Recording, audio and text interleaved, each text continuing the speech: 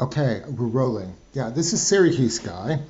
I'm talking in response to the atheist-Christian dialogue that's going on the internet, all in a rage, particularly where this whole thing about the God of the Bronze Age, Abrahamic God, vicious God, this type of thing that you hear the atheists throwing out with a great sense of aplomb and, hey, we got you Christians. Your God's a nasty piece of work. If you only read your Bible, you'd know that, blah, blah, blah, blah. Well, I think there hasn't been a whole lot about this online in response because these are quite complicated arguments to give in response to this that aren't always you can give a pithy response to. But in light of that, I want to come up with 9 points to try to begin to give a Christian perspective on this argument. First, I must mention, one, that I must make a disclaimer about this. If the church and Christians are going to give a response to this, atheists must also give a response to the nihilistic morality that their worldview should engender, which could lead to stuff like Stalin and the genocide of the kulaks and all that type of stuff that happened in the Soviet Union. But anyway, that's perhaps for a different video. Anyway, on to my points. One, the Old Testament isn't directly relevant in terms of Christian morality today. Christians are under a new contract, a new covenant, namely the New Testament. So if you want to think about Christian ethics, you should look in the Sermon on the Mount, the teachings of Paul in the New Testament, to see the love and compassion of Christ demonstrated in the crucifixion. Fair enough. Okay. Second point. I think atheists get this idea that as they portray the Old Testament God, they say this is the way that Christians should act in this world. Now, I think this is a fundamental misunderstanding of the nature of God, as with people of faith see it. Okay. God, by definition, has certain prerogatives that his created do not have, namely, chiefly of this being the right to give and take away life. To say that this would be murder, that God would murder, this is just kind of silliness from a faith perspective. God, this is what God does. God creates life. I mean, God makes pottery. God can destroy pottery, as it says in the Bible, which the quote escapes my mind, but this is what he says. God can do this. So to suggest that God is barbaric because of that is kind of it's an error of category. Okay, next one. A lot of the punishment, the capital punishment stuff about, if you do this, you should be executed. If you do false teaching, you should be executed. I'm sure you know about the homosexuality stuff in the covenant as well in the Old Testament.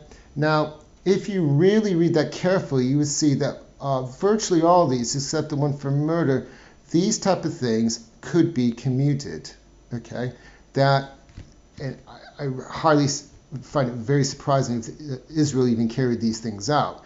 This was more of a sense to highlight the holiness of God, that God had a certain perspective on life, and they expected Israel to respond to that in that like manner. Okay, again, there's a lot more that could be said on that, but this is just kind of really an overview of some of these contentions that have been said. Also, you got to understand that there's the concept in the Bible that you are responsible in as much as the light you've received from God. Now, if you could accept the Christian paradigm, or the Jewish paradigm, I suppose, in this sense, the Jews had just left the Exodus, they had seen these miracles, they'd seen the great power and might of God. Surely God's expectations on them would be higher. They had received a whole lot more, so the standard of lifestyle, morality, of faith that should be engendered in the way that they lived should be much, much more. And hence you have perhaps very, very strict understanding of what's going on there.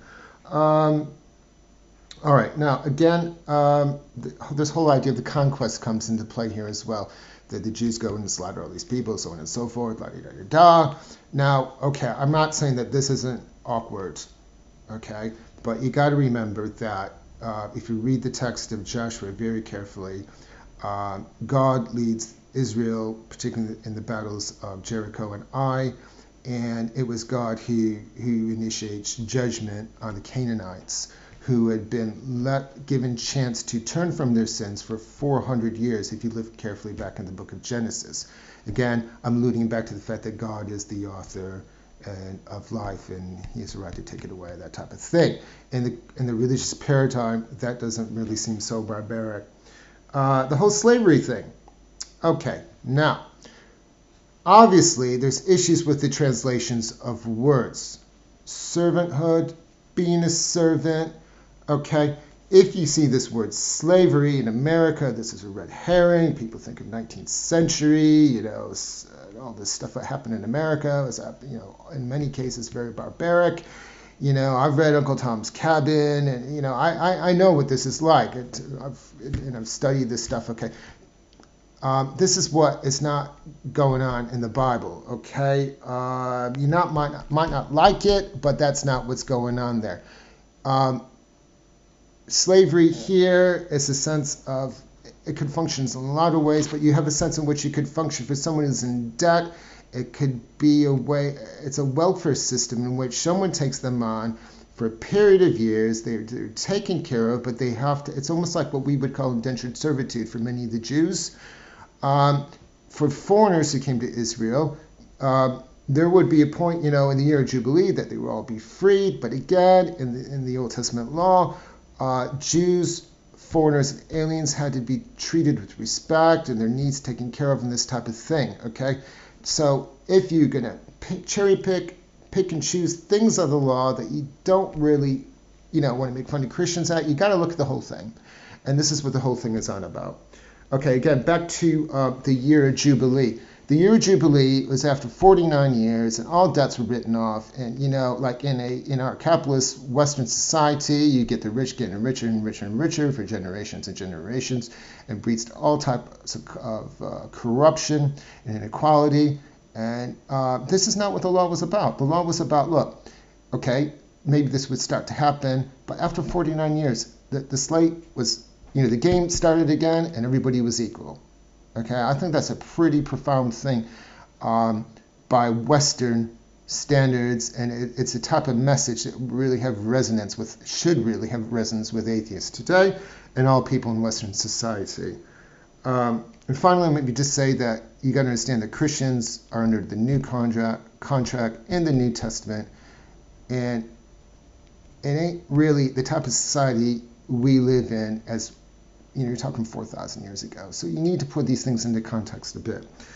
I know if you do see this video, it's not going to probably convince hardened atheist or whatever like that. This is not meant to be a point didactic expression of things go on and on and on. If I get much response to this video, I can respond more precisely to stuff, specific stuff in the future.